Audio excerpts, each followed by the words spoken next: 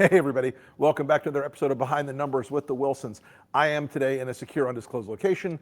Not really, my car got blocked in by a fuel truck, so I'm at the airport in my hangar. It's exciting, I know. But I'm joined today, as always, by Andrew Wilson, Genius Pollster, and who happens Good morning. to be... Good morning, good morning. So, folks, let me say this before we start. The country is obsessed right now with the Charlie Kirk story. But the Charlie Kirk story is just that. It is not the fundamental underpinning of the 2026 election. It's not the fundamental underpinning of the 2028 election. What it is a terrible story, a terrible tragedy. We don't play it any other way. It's a terrible tragedy. But it's not going to change this world we're in fundamentally as we go forward. And a lot of the things we're going to talk about today, in the numbers that we're seeing, are going to have a major impact in the 26 election. So Andrew, let's get started. And I think the bottom line up front is Trump's ratings on the economy are now worse than Biden's were in his worst moments. Yeah, so Biden, well, almost, nearly. We're approaching that number. We're in the 30s. So Biden's worst months were in the mid to low 30s for approval on the economy. And Trump is now, according to this Reuters Ipsos poll from this week, at 36% approval on the economy, right. Which for Trump is devastating, considering his past track record on the economy. You know, he's always benefited from the businessman persona, and really, you know, that is one of his best issues aside from immigration, and he's completely lost it. I mean, 36%. When you're at Joe Biden numbers, you know you're doomed. And this is a Fox News poll from this week. You know, they say that the Trump administration has made the economy worse. Not just that Trump is presiding over a bad economy. This means that people see Trump's policy and Trump's really actions. So they are finally connecting the tariffs, the economic uncertainty, the craziness, the attack on the Fed, all that stuff, as a negative. He's not just a symptom; he's the cause. And I think Trump, in a way, pulled the strings together for this to happen, right? Like, he said that he could fix the economy with tariffs and, you know, federal cuts. He said that those things were going to be the solution, whereas now we're seeing them as the problem. They're clearly spiking inflation. Clearly, you know, jobs numbers have tanked. And this is expectations of inflation. And, you know, presidents will have these dips in approval rating when you get these high expectations of inflation. Right. People think it's coming, and I also believe that it is. It is, you know, I think in the next month is when we'll really start to see. This is what we predicted, you know, in the spring, right? Like we were saying, the impact of Trump's economic agenda is really not going to come to fruition until a few months down the road, and we're there now. Right. And you've been seeing it in the last few reports. And at some point, I mean, and I don't know that we have any real numbers in our pocket on this right now, but at some point you end up with this idea that the economy becomes an unspinnable question. We see a lot of people who, in the early part of this administration, Republicans in particular, they were very optimistic economically. But at some point when you're paying that higher bill at the grocery store or at Target or at Walmart or at the gas pump. Oh, I lost you there for a second. Can you guys hear me?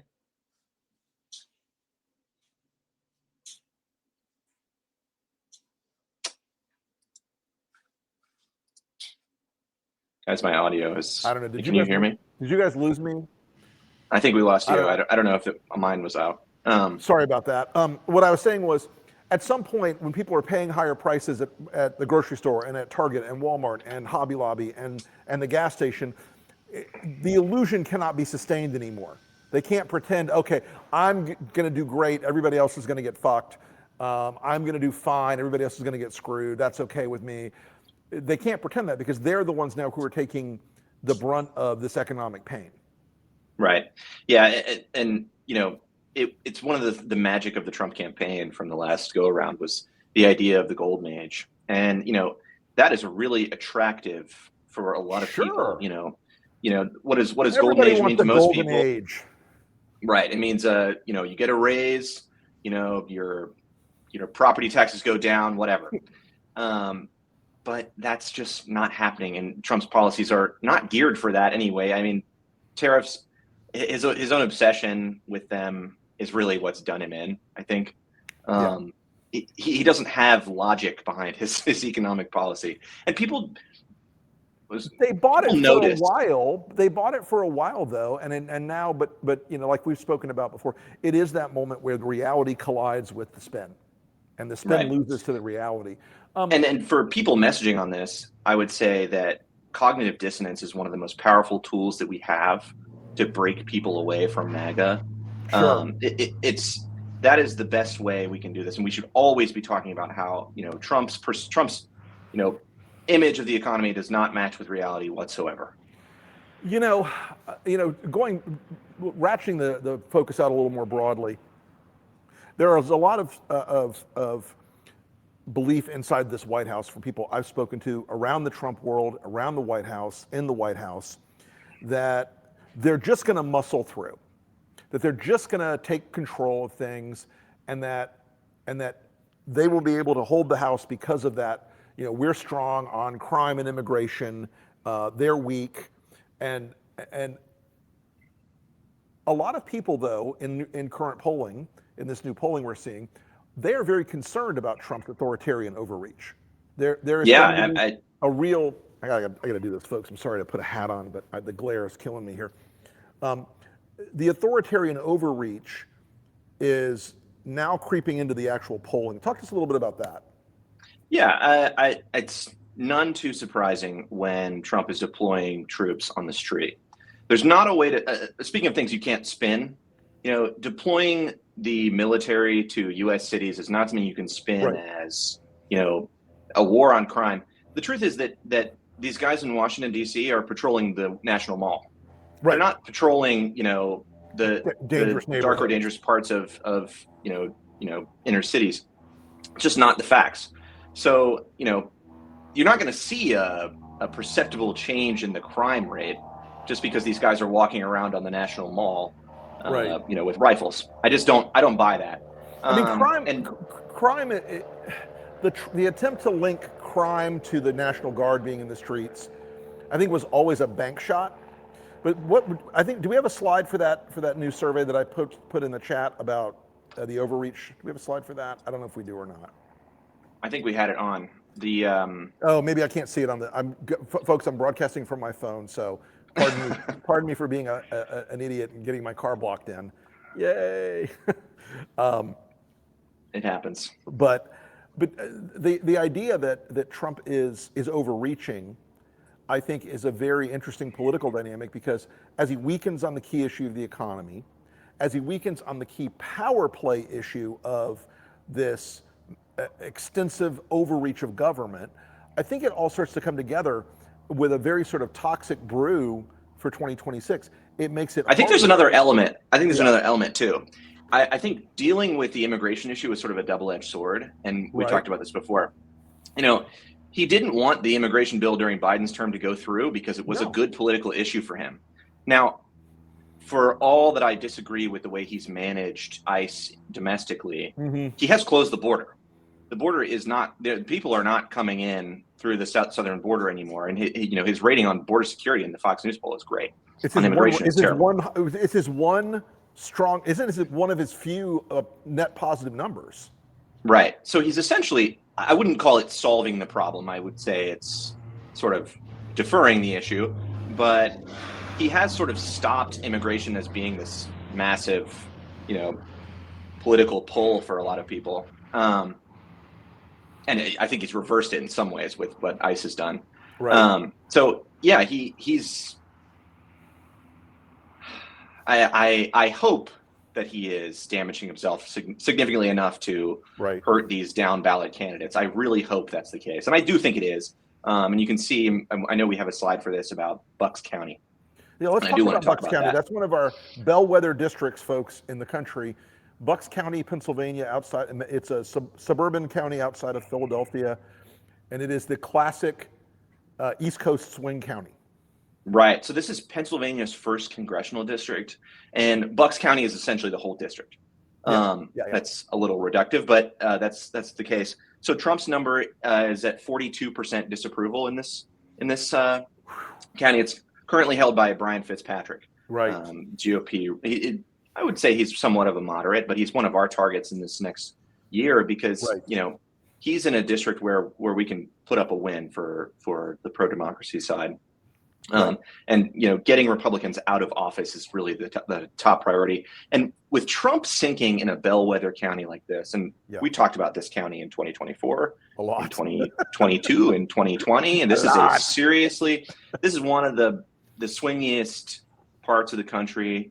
And Brian Fitzpatrick is gearing up for a massive spend in this race. Right. He's got about $6.5 billion in the bank as of the last filing. Man, for a congressional race, folks, you got to understand that is real money for a congressional race, even in a big metro. Think about this. A lot of these other swing districts, most of these incumbents have about 1.5. I think Fitzpatrick is gearing up for a serious assault in his district. He is in one of the closest. It is going to be one of the narrowest margins you'll see in 2026, I suspect. Somebody else said to me the other day about Bucks County that a guy who's very smart about Pennsylvania, who said to me the other day, he said, look, they were always open to the low tax, strong on crime message from Trump, but it's that was when prices were low.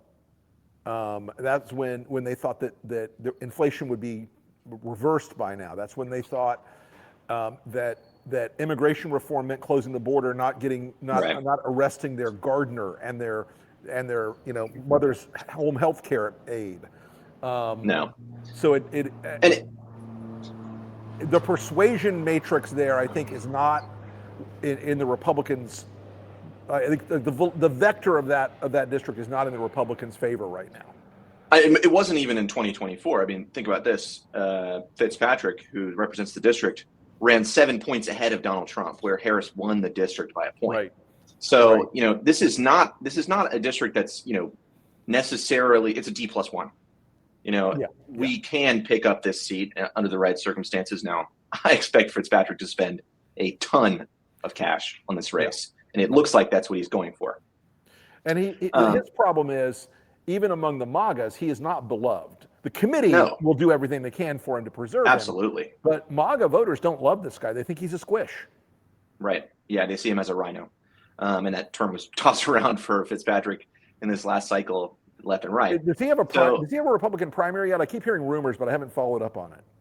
I don't think it's a serious primary. Okay. I to be honest with you,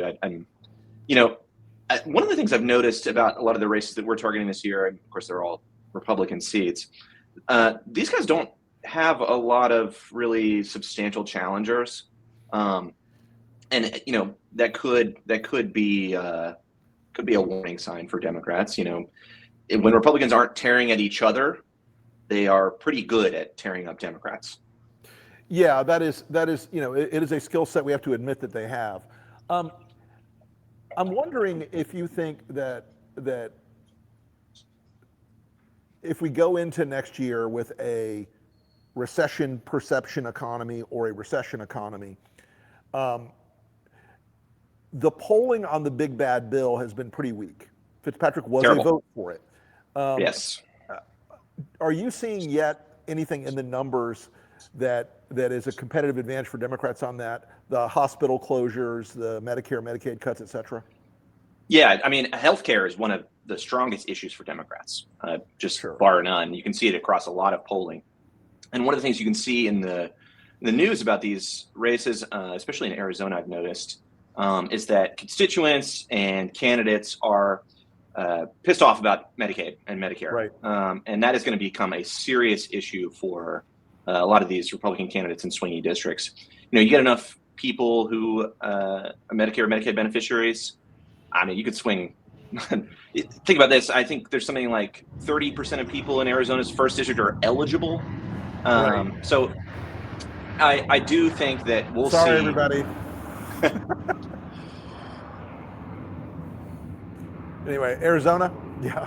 Yes. I do think we'll see that healthcare becomes a strong issue for Democrats, terribly bad for Republicans based on what they've done in the big ugly bill. Although, people aren't talking about the big ugly bill, they're talking about Epstein. Yeah. They're all talking about Epstein. This to me, Epstein's back. I think it remains the through line underneath this presidency. The cover up of the Epstein matter remains the thing that, as David Brooks just points out in the chat, that petrifies Trump. You know, Michael Wolff this morning said he'd been doing some reporting with, on the White House, and the feeling in the last 24 hours was twofold. One, it's Stephen Miller is shaping all this culture war strategy about Charlie Kirk's death. Mm-hmm. And two, that they said, oh, now it's finally not Epstein all the time. Now we can make it Charlie Kirk all the time. Folks, I will tell you this, it will not work. It will not work. It will not work. The Charlie Kirk story, as hot as it is right now on Friday morning, it will fade. They're going to try to make him a martyr and a state figure, but at the end of the day, America's pretty awfully numb to tragedy like this. And I the one thing I will say, and the one thing I've been thinking about a lot after this Kirk thing, and we don't have to talk too much about it because it's dreadful. Yeah. If you're looking for somebody to blame the president.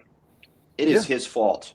He is ultimately on any issue, it could be anything you pick out of a hat. The president is responsible for our safety, and he failed. And that, I think, is because of the incompetence he has at the FBI. Yeah. Well, they're spending their time covering up the Epstein. They're spending their time covering up the Epstein files, not looking for random mass shooters. Nope. Or no, they are not shooters. But I've been talking to a lot of people in the last 24, 48 hours about this. And folks, I want to ratchet back the aperture a lot. The Republican Party right now is looking at this as a culture war hook. Why do you think they immediately, and from what we can tell, falsely immediately went to it's a trans shooter, it's a trans shooter. This is their culture war cabinet of the demons that they always want to trot out. By the end of the day, if he's not trans, he'll be Antifa or Black Lives Matter or whatever they make up, because it's all made up. It's all just bullshit. But elections in this day and age run faster than they used to. Yep. This stuff will percolate out of our body politic faster than you think. It always does. I mean, when you look at the impact of other shootings, of Tree of Life Synagogue, of the state senators in Minnesota, of El Paso, there's a lot of violence in this country that is unaddressed and unsustainable. But making this story, trying to reformat Charlie Kirk into a First Amendment warrior when he was essentially kind of a outrage hustler. What blows me away? He should have been shot. It doesn't mean anybody should have attacked him, but it means that it will be harder to lionize him as Martin Luther King, which is what Republicans were comparing him to yesterday. Which I don't know if it's an absurdity or an obscenity or both. Both, I would say. Yeah. I think one of the things that gets me is like, if regularly online, on YouTube, on TikTok, and Instagram, you see clips of people, Charlie Kirk gets owned, liberal showdown with Charlie Kirk. Right. He wasn't going out there and, winning all these arguments. He was, No. He was getting beat by people, but regardless, killing Charlie Kirk does not do anything to attack his ideas. It just destroys his body. Right. What the shooter has done, I think, is incredibly selfish. But we can go on. As somebody said today, I would have much rather Charlie Kirk lived a long life and seen all of his ideas fall into the dustbin of history. Right. Yes, I agree. Folks, I mean, I know we didn't really mean to get off on this digression, but there's an interesting thing about Charlie Kirk is that in his last weeks on this earth, he was one of the people who was nervous about the Epstein matter, who had the White House directly call him. And I heard it was a direct call from the president to him. I don't know if that's true or not, but I heard that from I'm going to put that person as a reasonably reliable source in the. Well, he called Joe Rogan, and Joe Rogan confirmed it live. So I would not be surprised if he was hitting up his media contacts on this particular story. He was one of those people who was still very nervous about this. And it's interesting, she's deleted the tweet now, but a couple days ago, Laura Loomer issued this long outraged tweet saying Charlie Kirk was a grifter. He's not really Trump. He's an opportunist. He's a scumbag. He's he's using the Epstein file against Trump.